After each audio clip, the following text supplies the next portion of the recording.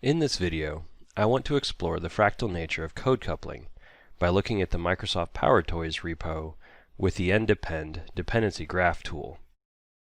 Right out of the gate, you can see that our graph has two large regions in it. And in this case, both regions represent assemblies. There is the Microsoft Power Launcher UI assembly and the Fancy Zones Editor assembly. You can see that because there is no arrow in between them, that these two assemblies don't have any dependencies directly on one another. If there was a dependency, you would see an arrow from one assembly to the other. Let's zoom in and just look at the code in the Fancy Zones Editor assembly. We can see that the Fancy Zones Editor assembly has a couple of namespaces in it. One of them is XAML generated, so that's not terribly interesting. But we can look specifically at the code that's inside of the Fancy Zones Editor family of namespaces. And within that namespace, we can see that we have namespaces for converters and models and utils and properties. And they all have some dependence on one another.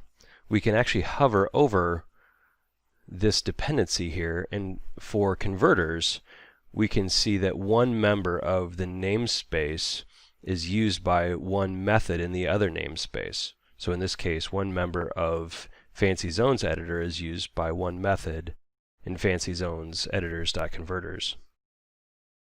So the dependence isn't super strong there. If we hover over this dependence, we can see that these are actually mutually dependent. So there are things in models that depend on things right in the editor namespace and vice versa. Let's zoom in a little bit further and just look at the Fancy Zones Editor namespace. So once we get into just this namespace, we can now see how the classes in that namespace are dependent on one another.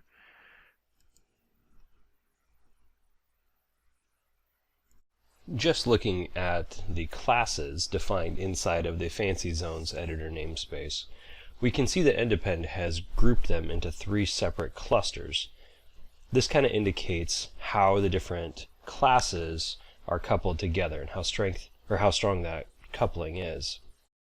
If we zoom in on this cluster here in the center, we can see the strength of the bonds between some of these classes. Again, the size of the box in this version of the graph is dependent on the number of lines of code in that block of code. So we can see that there's the most code of any of these classes inside of Grid Editor. We can see by the arrows that there's a dependency from grid arrow on grid zone, and we can further highlight that and get some information that tells us that 11 members of grid zone are used by 5 members of grid editor. So that's a fairly strong coupling, but that actually makes sense that the grid editor would need to modify the grid zone. And there is also a weaker coupling between Grid Editor and the app.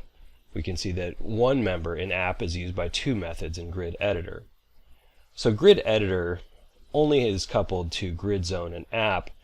App, on the other hand, we can see has dependencies from 4 other classes, which kind of makes sense that app would be one of the more central classes. But you can see how just by getting a glanceable view of this group of classes, we can see where the coupling is. Let's zoom in and get a closer look specifically at the Grid Editor class.